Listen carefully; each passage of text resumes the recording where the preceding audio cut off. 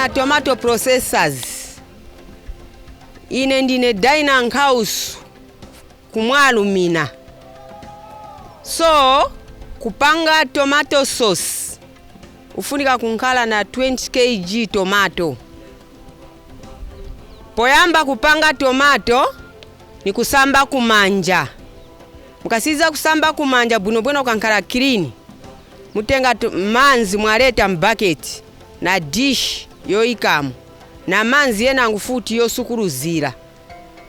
So mukasamba mukatenga tomato yanu paja ni kuyamba kuisuka. Osuka ku first, then ku second bucket asukuruza aika dish. Then pa muliro muzaika manzi ya kilini yamene yabila. Kuchitira kuti ma germs yapye. Musankale doti olo matenda yenangu. Pa vokudya vamene mupanga. Mukasizo suka azanyamula winangu kufaka manzi yokupya. Benangu bazankana na spoon kwa mene kuja kushomeka kumanzi yokupya. Kuyamba kupinda mulako vikamba vikapya.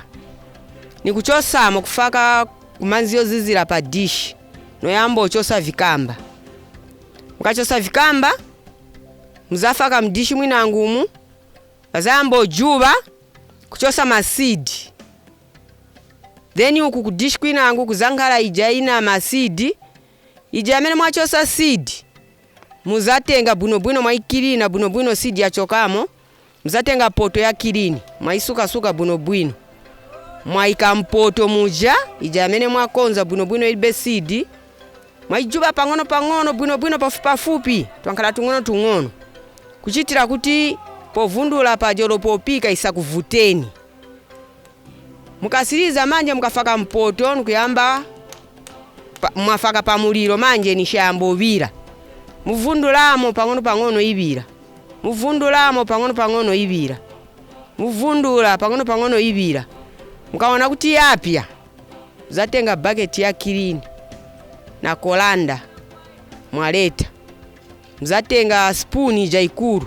Zambo chosamo masteki ya tomato yali muja mwamene mupika muja kufaka pa kolanda.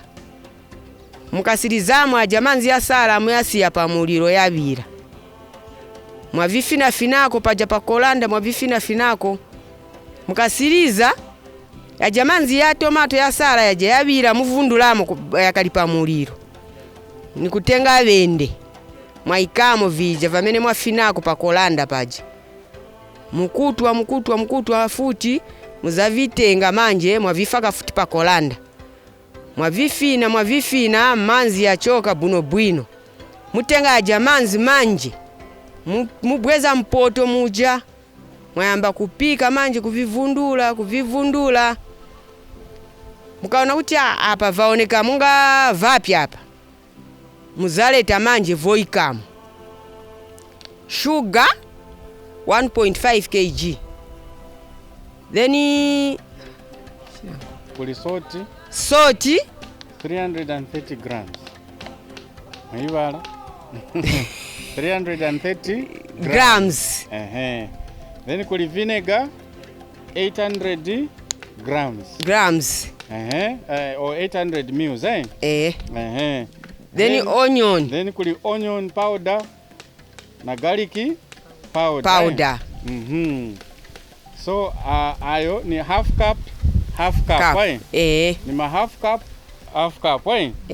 Mukumbuka te? Sure. Then pitizani ukiyamba uvundula manje. Muvundula pangono. Then mukaona vayambo tikama. Ni kutenga ako pa spoon tungono mwatia palidi.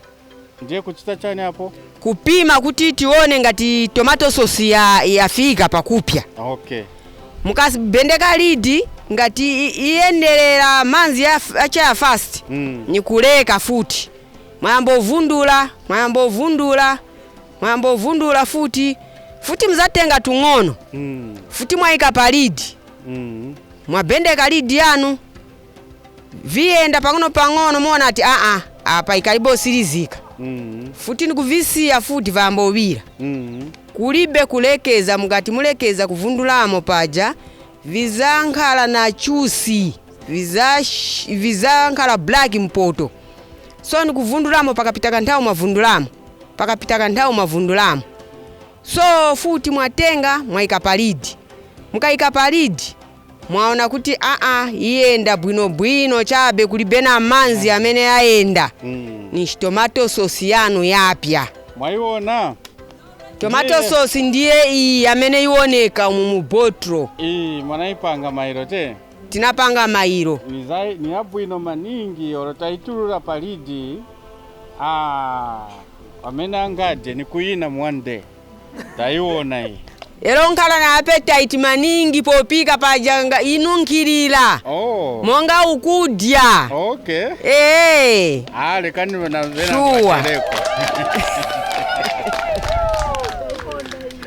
manje nezofuna ufunsa kwa mama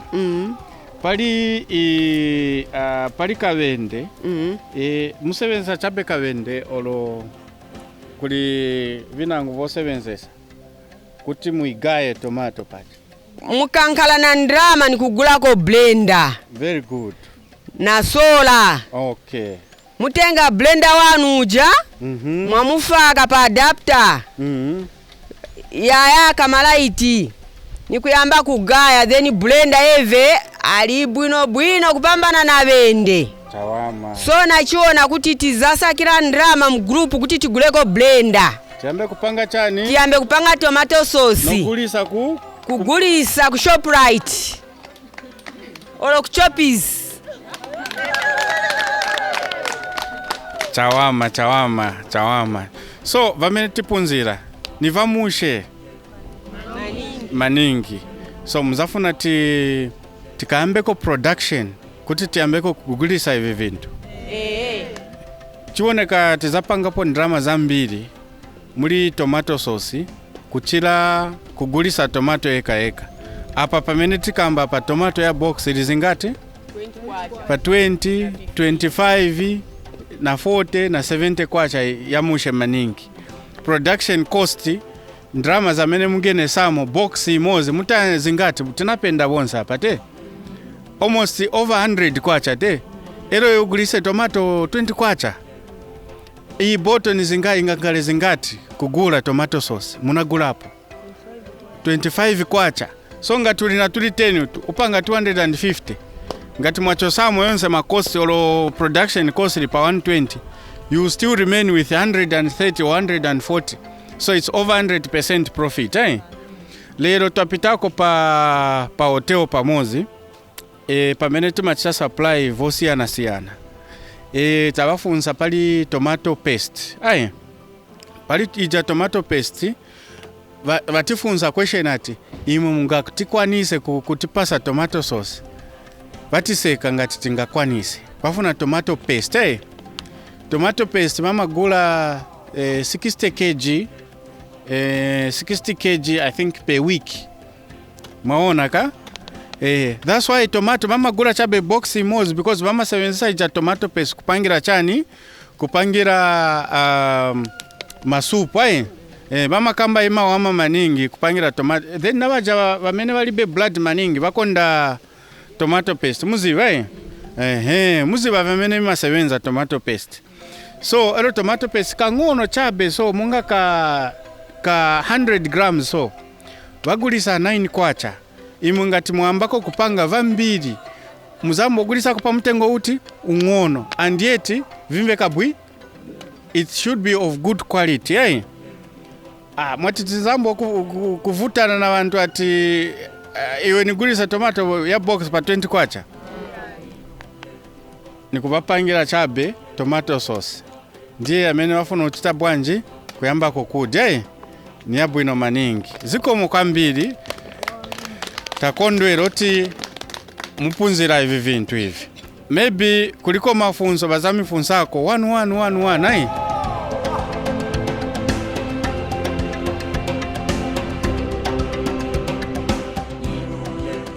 chamena kamba ndinokondwa pa program pa chikondi challenge ndimaoneso bwera kuno kumwarumina boti punzisa isazimayi kaita bena yangu sitenzo uziwa mopangira tomato sauce. So mwabwera kuno tipunzisa mopanga tomato sauce kuti mzimayi aliyense safunika kunkhala chabe, afunika kuchitako ka business. Tomato ngati yabwera ku Soweto kuiba kuisiya kuja ku market, ku city market, mwataita kuno kunyumba tambopanga tomato sauce. So ine nonga zikomo kwambiri pa chikondi chane mwatilangisa isazimayi. Zikomo kwambiri ya mama. Venangu. Yes mama bwerani atamai ndani hapa. Va charity. Takondwera mama. Zikomo. Nchanja mene mwakondwera hapo palino program mama. Awe programu inakondwera nayo maningi aba zawadi. Ni chintu chimozi chani wamiza monga kuno ndife ba magadeni. Kambiri tima foshola ku Soweto tomato kona monga libenchito. So monga kunkhala muzimayi ne pachanga i program pamwe munatipunzisa mopangira tomato sauce naona mondalama. Okay. Naona kuti olova onongeka nizamba kupanga tomato sauce ne mwine wake kuno olo kupima mtu mabotro wazimayi wanzanga wamesi waziwa kupanga. Wazambo nipasako tungono vana wa skulu nzamba konepo na skulu kandalama kauti kanitandizira aniwonga zikomo mwandi nimpitilize na programu hizi. Tayamikira mama zikomo kwambiri. Venangu kuli venangu.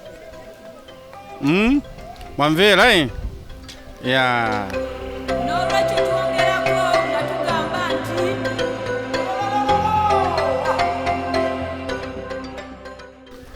So the benefits are many. Kuli ino programu. So venangu chamene maona mo chabwino muli ino programu. Mungabwere mukambepo na imwe. Ndimwe? Bwerani ya mama, bwerani. Atandani zina? Maikabea. Maikabea. Barakei. Okay. Tuze ni ya mama. Hii programu ni ya bwino kweni. Anditi namwayi bazimayi bakuno kumwalumina. Chenti gwirizane sebenzere pamozi tomato kuno ini ambiri plate of it. Instead yoenda chapa kuita ku Soweto kwamene kuno tewene wake tizakhala na factory tizipanga abantu kwamene kuno bazigula. So chachikulu ni kugwirizana, tikaleko kugwirizana nishi palibe chamene tizakachita. So the better we unite and work together. Kugwirizana lekana vene va nyumba vakambepo va landlord walipo. Bwanja mama. Ati zina wandani? Wa Jennifer Kabea. Okay. Awe madam ndifuna mtiuzeko chamene mukondwera hapo palino program. Amendalumbunga pano ndi paluba ansapetu. Kandayerangeti ngapa ba workshop ya mshoweyi. So ndakondwa kuba ne bantu kubona ne bantu mbonda bono pano ndakondwa kwambe tuwene workshop ya mshoweyi ayina. So ndasenge ngwa abazimayi kuyikatishana. Ayiko nofuyana usala lamba chaipetu usale nsheti katutotekeshana wakomba tuyikatishane. Kuyikatishana tuenseti mabanzi.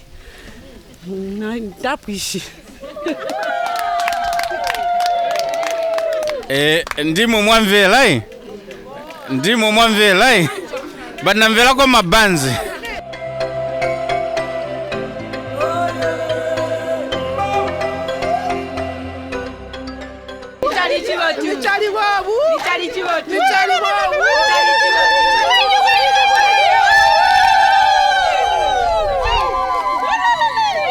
Awo chawa mama ningi. Hapa ine aseme na vina nilibecha bechitenge. Mufuna munipase? Akaili chitenge ine nezofuna ati ngati mwanipasa nianzike nikalepo then mvere nyimbo. Chawa main. Venangu wamene wafuna kamba hapo hapa. Nchani chamene mwakondwera pali ino program.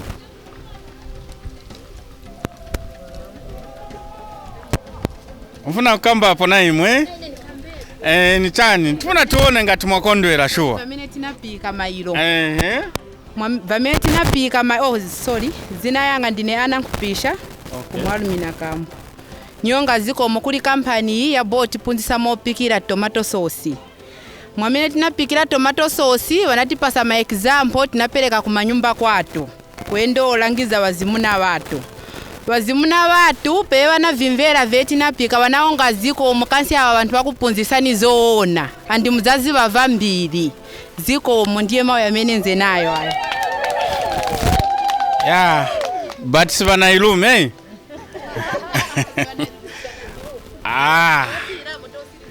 awe tawama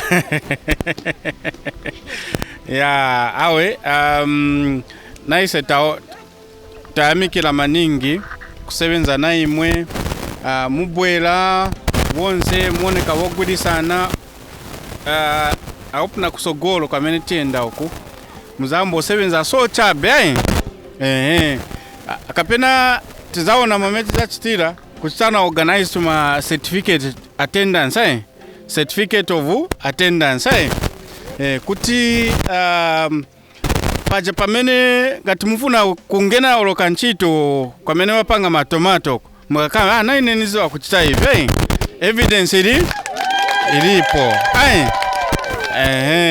evidence ifunika nkala ati panapita bantu noti nyamaka pamveka venango vamene vanakondwera ivichani pali vamene tinapunzira mailo osakangiwa kukamba bwerani ya mama inkauso ine nakondwera futi chinangu chamene baboti punzisako voshanga tomato kuli fertilizer koma manyuwa nikukumba mugodi bwino laini ya bwino 40 cm deep mwatenga vichani va milisi vija vochoka ko milisi vija mwavifakamo mwatenga na mauzu mwayanzika pamwamba mwabwezerapo doti mwatenga tomato mwashanga tomato yanu izambo oneka monga iyi so takondwera kuti tapunzirako kalimidwe ka tomato kali fertilizer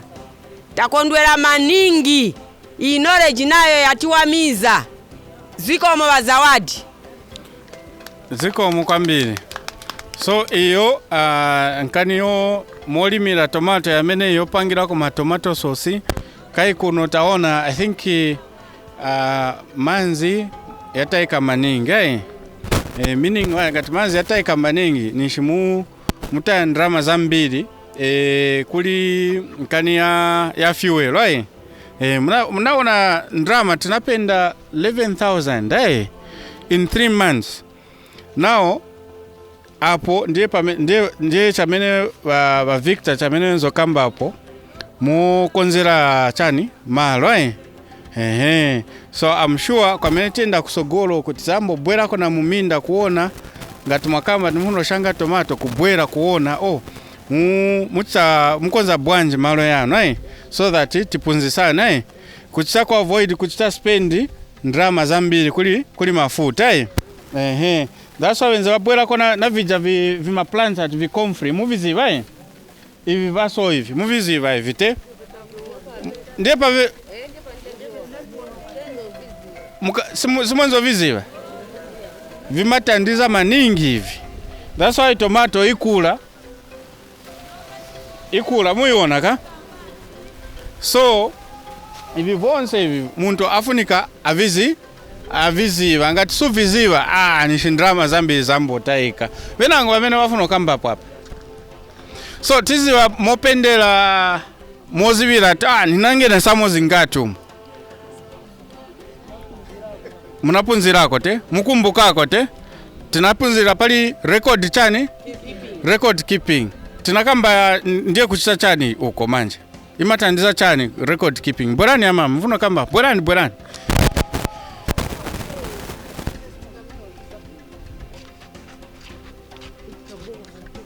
bwerani uko mama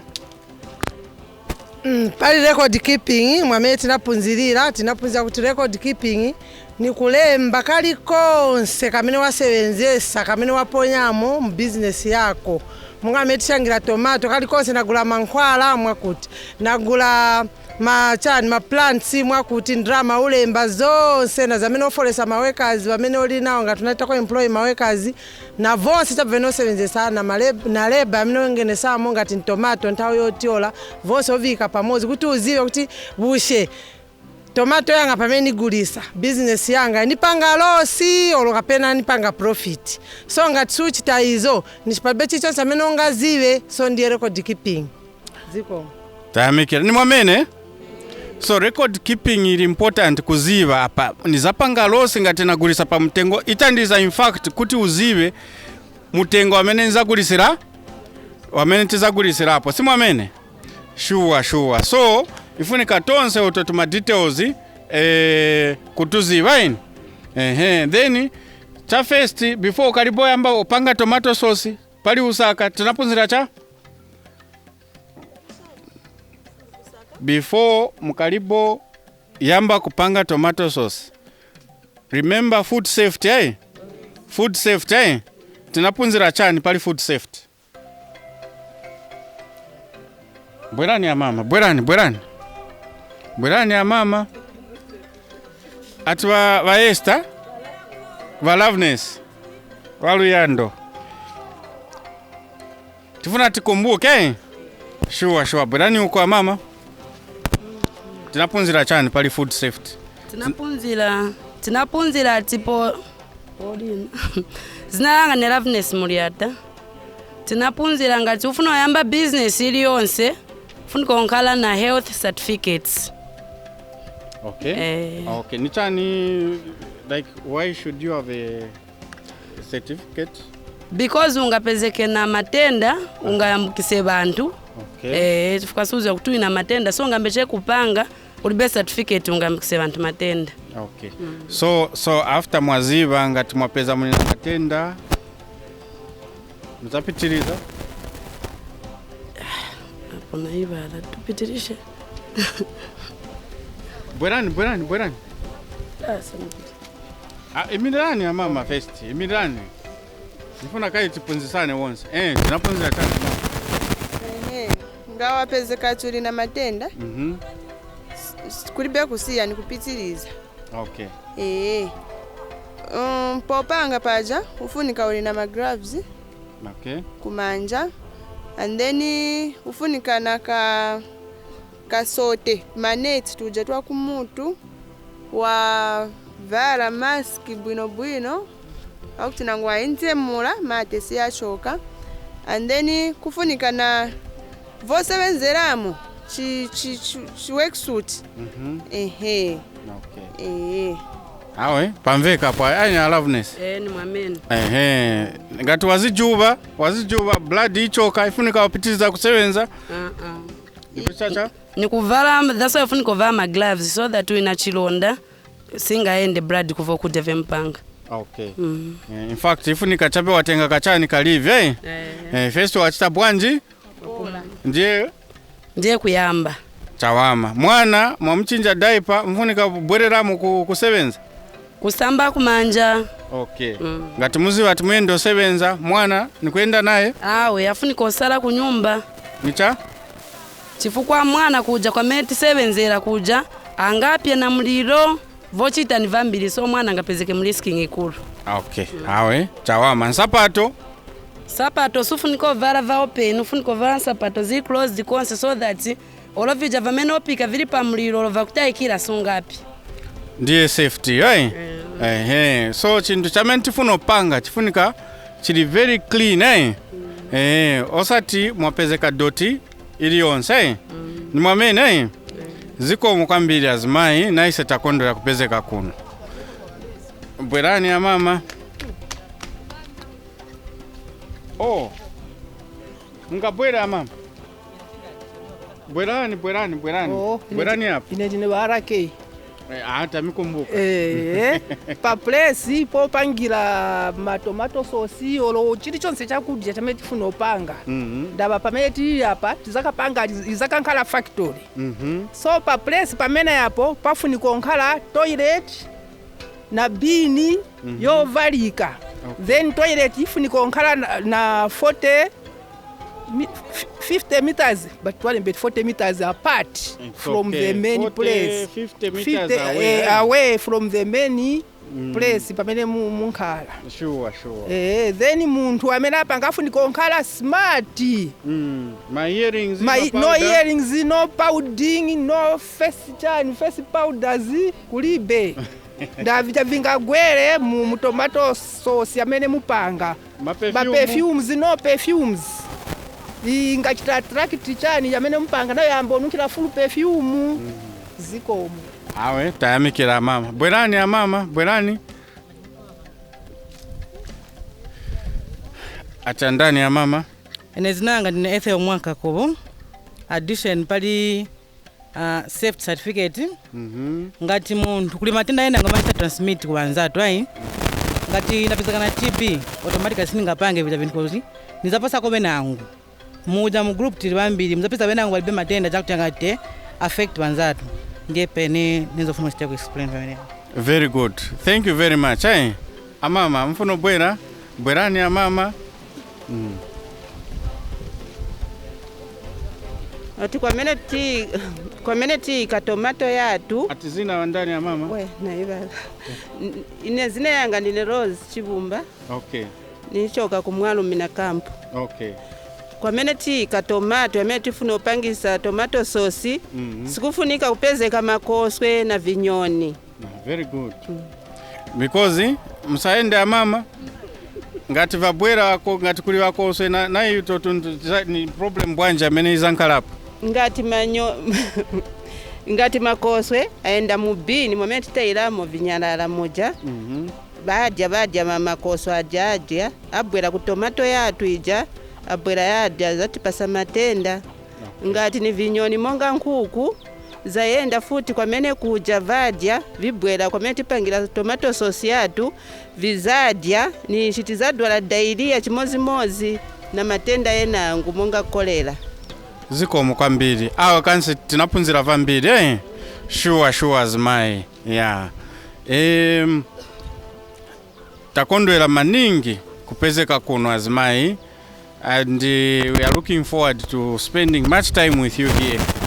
Mpaka pamene tizayambira kupanga hivyo vintu zikomo kwambiri.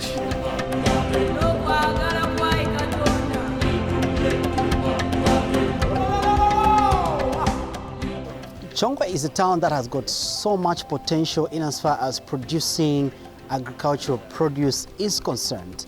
And for many of you who have actually been to Chongwe, you'd agree with me that, it's a hub that gives people an opportunity to use their talent, the skills in agriculture to grow a wide range of crops. And of course, today we thought of taking a tour in Chongwe town. There is a place called Ulimi. Exactly. It's a place where, women are quite hardworking, men support their women very well. And there is a particular project that has actually been implemented in that particular part of Chongwe that aims at teaching women to add value to whatever they are producing from their fields. For instance, most of women in this particular part, as you can see just behind me, they've actually formed what we call a cooperative where they grow a lot of tomatoes together and of course they sell it out there. Now, organizations such as AgriWorth decided to come in, and of course Zawada as well, they decided to come in just to come and help farmers see how they can benefit fully from whatever they are doing here. And one way in which you can actually benefit fully from the growing of tomatoes, looking at the fluctuation of prices on the market, is by adding value to that particular tomato. Now, adding value to that particular tomatoes mean coming up with what we call tomato paste. And obviously for most of us, when we think about tomato paste, we might think about food such as, putting tomato paste on chicken, chips and so on and so forth. And most of us would actually want to buy these tomato paste that are produced outside of our country. But now think of this, okay? Try to imagine that our farmers in rural communities are given knowledge on how to make tomato paste. Don't you think that will be an A+? Don't you think that would actually change lives of our farmers? That is exactly what Zawada and of course AgriWith are actually trying to do in this particular part of Chongwe, where they are trying to help farmers learn how to make tomato paste. And so far I have tested part of the tomato paste that was actually produced recently, and I can assure you it's so tasty with good quality, something that you can enjoy. In this particular episode of Ulimi, we want to take time to obviously get to learn more about this particular project that is empowering women with information on tomato paste production, and on top of that, just how we can actually grow this particular industry, this particular business. For those who have actually been visiting Soweto Market recently, you'd agree with me that the prices of a box of tomato has really gone down. For instance, in this particular part of Chongwe, they're even selling it as low as 15 kwacha per box. Now imagine how much labor, how much inputs you actually put in the production of tomato, in the growing of tomato, only to sell it at 15, 20, 25, 30, 40, even as 70 kwacha. Do you think that's fair? Well, obviously you do have answers to that. So what we are trying now to encourage farmers is to add value to whatever they are growing. And I'm sure that even government of the Republic of Zambia, that is what they are talking about. Value addition to our crops. So what you can see behind me, women are learning how they can actually add value to whatever they are growing, to tomatoes, okay? So there is a a makeshift solar dryer that is actually being put there. As apart from making tomato paste, these women will also be learning how they can actually make tomato powder. So what you do is, first of all, you start by drying your tomato. You dry them. After that, then now you start processing them and you turn them into powder. That is also one way in which we can safeguard. Okay, we can safeguard, preserve, these perishables such as tomatoes, onions, garlic. Mention them, you can do that. So this is a very, very interesting journey for us, and we are really, really happy to interact with hardworking women like this. And I'm sure that, after this, you'll be able to learn more as we keep on exposing and, of course, showing off what our farmers are capable of doing out there. Sit back, relax, and come with us on this particular journey.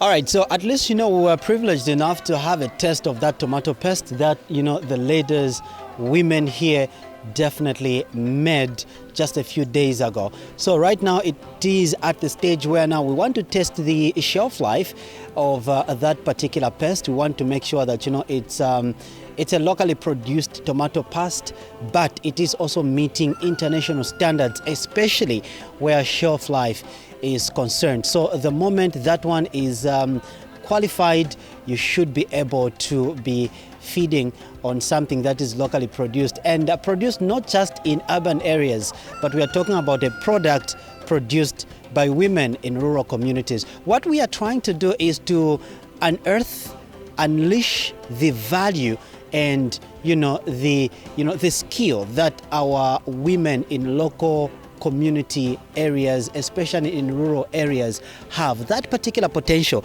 is what we want to bring out, so that government should be able to see that, come in and be able to support these women technically, financially, and also where the knowledge is actually concerned. Now allow me to talk to Isa, who is the representatives from Zawad. We are talking about Zambia Women in Agriculture, Research, and of course Development as well. An organization that has come on board just to come and provide technical assistance and of course assistance in other areas, just to make sure that these women are able to be given that capacity to start adding value to what they grow in their field as well. Isa, thank you so much for talking to us today.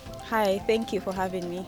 Great. First things first, tell us about Zawad first of all. What do you guys do? So in brief, I'll basically say Zawad is an organization that advocates for more women to be involved in agriculture. Yes, and then we do this through different things such as trainings, like what you can see, through mentorship, and also encouraging more women and ladies to be involved to take up science-related courses and mathematics, engineering, yeah, things like that. Okay, let's talk about this particular project. How did you come up with this particular project and what is it all about? Okay, so this project is actually funded by the U.S. Embassy. Yes, the U.S. Embassy put out a call for proposals where they wanted to have women empowered and trained in value addition. Yeah, so this project is actually called AWAP, Empowering Women through Agricultural Processing. So for us as Zawad, we chose Chongwe because we know that a lot of tomatoes are produced in Chongwe and a lot of tomatoes go to waste. So when these women are trained in value addition, such as making tomato sauce and tomato powder, it means the ladies will have less tomatoes being wasted, as well as more ways of making money for their homes. So far, as you started, implementing this particular project in Chongwe, how was the enthusiasm among women that you were working with?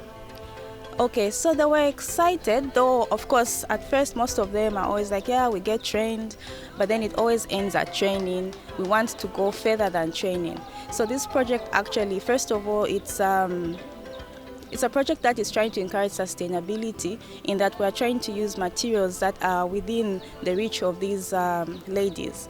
Most of the women, say those in Lusaka, who have electricity, are able to use a blender to process their tomato into tomato sauce. But here in the rural areas, you find they don't have electricity, and some have solar, but it's also very few of them have it. So we're using things like a mortar and a pestle for them to be able to manually blend this tomato into tomato sauce, as well as using sieves to pass the tomato paste that is made, tomato puree, into the sieves to make it fine. So we're trying to make sure they're using things that are within their reach so that this project is sustainable and they don't have to depend on other people to give them products. As well as this project is also hoping to connect these ladies to markets. Yeah, so eventually after they start making the product, we're working with our trainers, AgriWest, who will be able to connect these ladies to the markets, help them with the ZABS process, as well as with the packaging. So now talking about, most of these women that you're working with in this particular community, you might find that the level of, education might not really be up to that level that you expect, especially when you're dealing with urban, urban people. Exactly. How have you been able to meet the demand for knowledge and, of course, information when implementing this particular project in this community?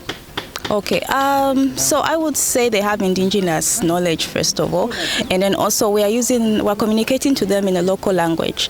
Yes, and yes, they may not have that classroom knowledge, but I feel like they're really intelligent and they're women that are ready to make a difference in their community. So it has been very easy to interact with them because, yeah, as I've said, we've been using their local language, trying to also we've been working with the field officers as well, of course, who are familiar with them. Yes, so using their language, we've been able to work together, and they seem happy with the project. Well, is this a one-time off project? What plans does Zawad have going further? Okay, so I wouldn't say it's a one-time off project because Zawad, as I explained, is really about helping women have better livelihoods through agriculture, and of course value addition is something that Zambia should really invest in. So this is just one of those projects that Zawad is doing, but we hope to partner with more partners so that we can be able to even go away from Chongwe. Encourage more women to do not just tomato processing, but many other crops depending on the region. Like as I said here, Chongwe, they grow a lot of tomatoes. Maybe we could go to another region, maybe that does cassava. What can we do in cassava to add value so that people are making more profits from that product? And so far, you've already done both theory and, of course, practical lessons with, with the women here. How has been the response? How is their development in terms of grasping, capturing whatever is needed just for them to come up with tomato sauce?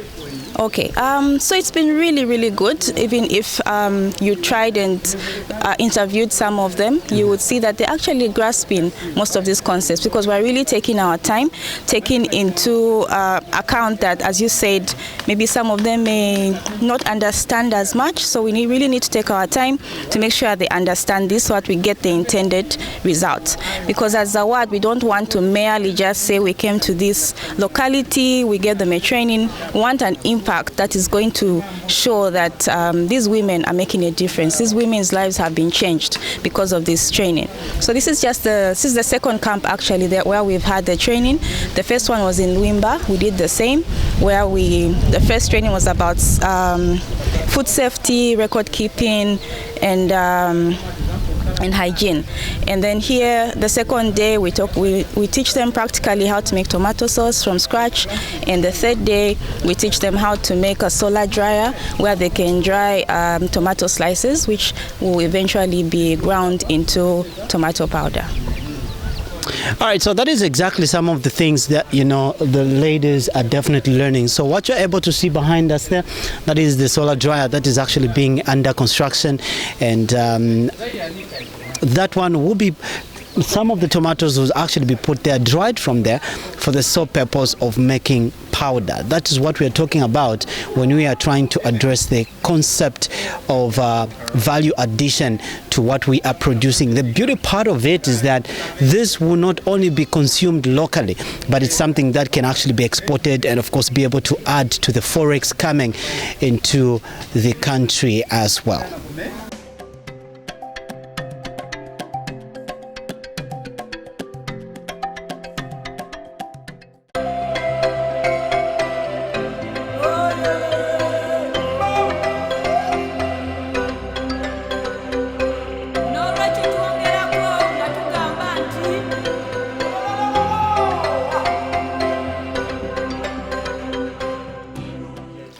All right, so now as you are preparing to make tomato powder, the first thing that obviously you do is what our mothers are trying to do here. There's a lot of technicality, very simple technicality that is actually being done, and as you can tell, I think these tomatoes are very, very good. It's something that you can actually eat in its raw form like this. Ina moto maningi, and a very good skin. So now what I want is I want my mom first of all tell me what's happening here. Pardon me first.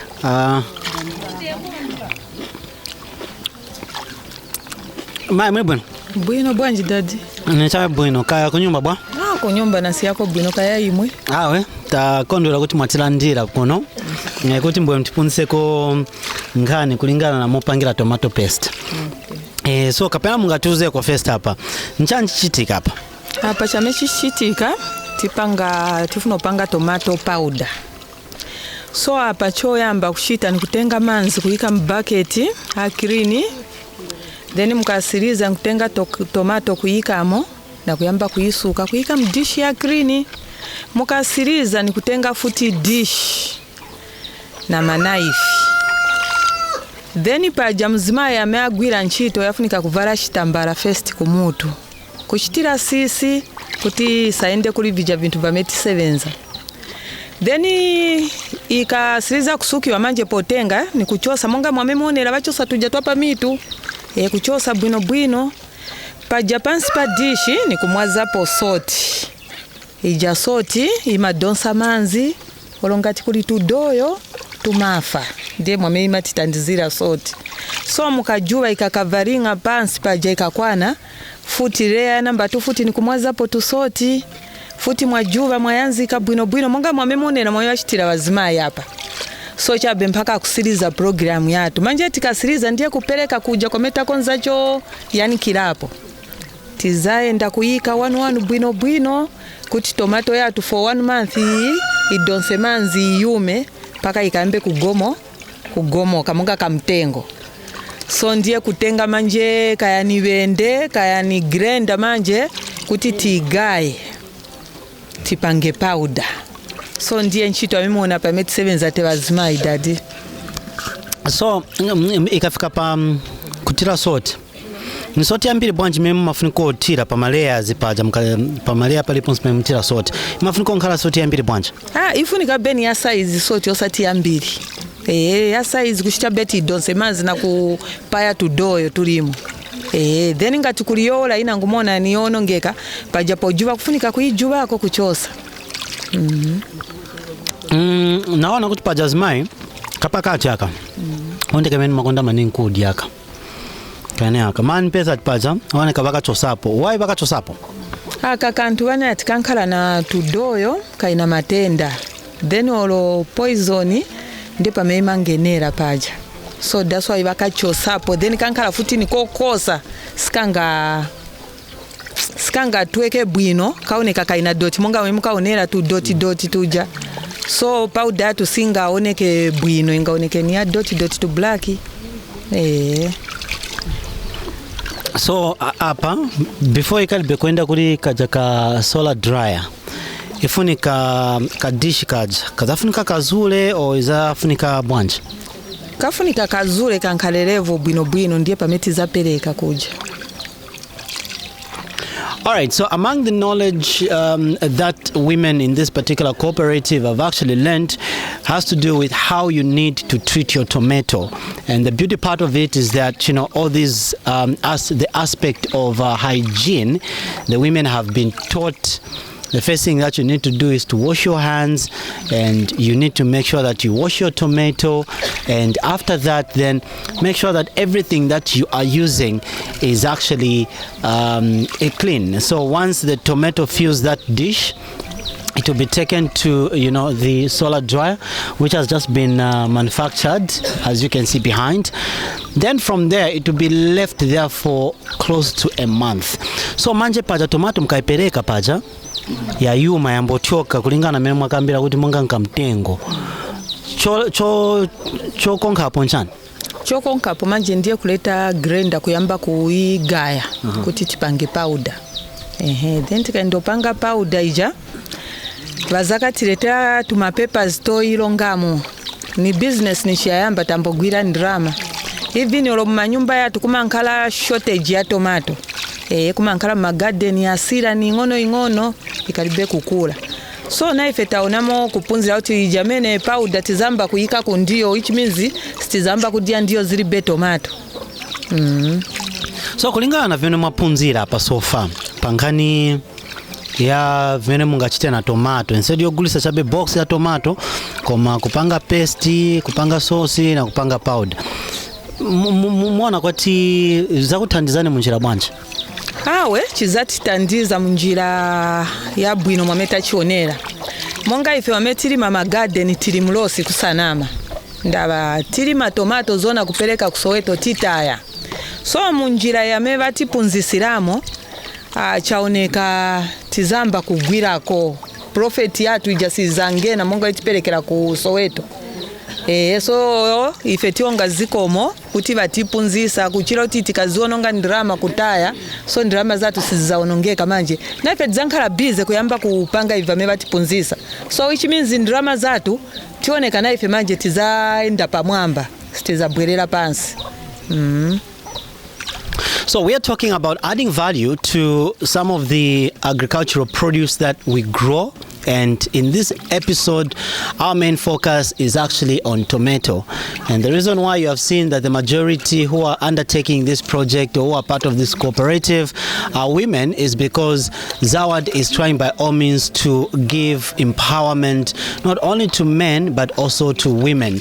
And when you're talking about empowerment, we are looking at teaching them how they can add value to, to produce like tomato? What else can they do apart from taking tomato to Soweto, where at the moment a box is fetching as low as 15 kwacha, 20 kwacha?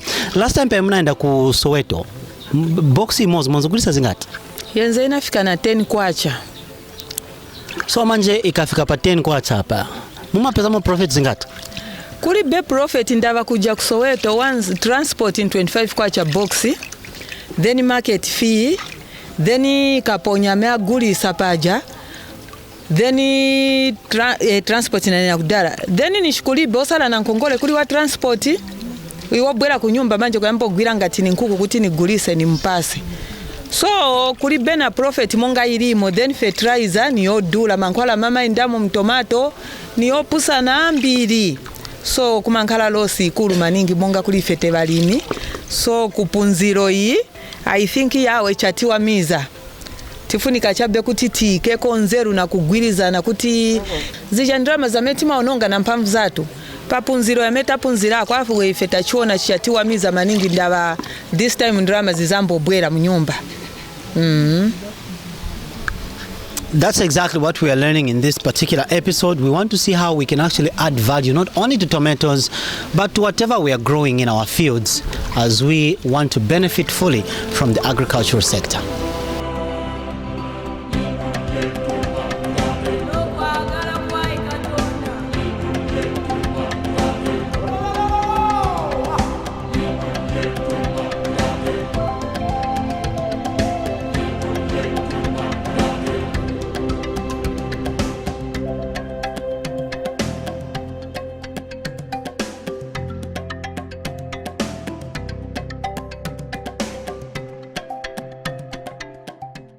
All right, so we'd also want to take this opportunity to say thank you so much to Zawad for allowing us to accompany them on this particular project, and also just get to unleash and of course show you exactly what farmers are doing, and also how they are also receiving assistance from different organizations, so that the dream of value addition in Zambia should become a reality.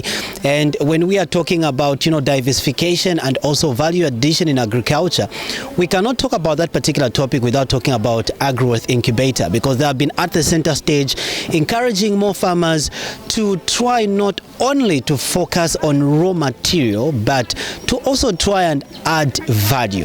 They have been pushing the agenda of maximizing on the growing of watermelons and also adding value to the melons themselves by coming up with juice, and they are also here to impart knowledge to our farmers in terms of how they can add value to tomatoes. Allow me to talk to the CEO, the Managing Director for Agri-Wealth Incubator, Mr. Victor Mpundo, who is here with us. Good to see you, Msambash. Good to see you, Muntu. How are things? How is Agri-Wealth doing? No, Agri-Wealth is making progress, I must say. We are now here today in Morumina camp in Chongwe to train farmers on value addition to tomatoes. As you may be aware, right now as we speak, tomatoes are selling as low as 15, 10 and 5 kwacha a box. But we are here to make a difference, to ensure that farmers add value. When they observe that the prices are poor, they add value to their products so that they can have value of what they produce. Interesting. Obviously, as you jumped on this particular project, you were asking yourself, what kind of people are we going to be interacting with? What kind of women are we going to be interacting with? How will they respond to something that they are not used to? How were all those questions solved the first day when you came here? So what we did basically was to carry out what we call an assessment of our clientele. So we had to come through here with all the three camps, Mwalumina, Lwimba and of course Lukoshi, and we had a chat with these women, and of course we knew that to a large extent they have knowledge of what they do, but the biggest gap has always been implementation, on how they can implement and do these things. Some of them knew to say they can make different products from tomatoes, but some didn't know. And after making that assessment, it helped us now to see how we can bridge the gap when it comes to value addition of tomatoes. Value addition of tomatoes. What are we simply talking about? Why should we think of adding value to tomato? So basically, value addition brings in the concept of changing the outlook of a of a raw material. For example, if you've got tomatoes themselves, you ask yourself, what other products can I make from tomatoes? For example, I can make tomato powder, I can make tomato paste, I can make tomato sauce. So each time when I change a raw material to something of higher value, it means I'm adding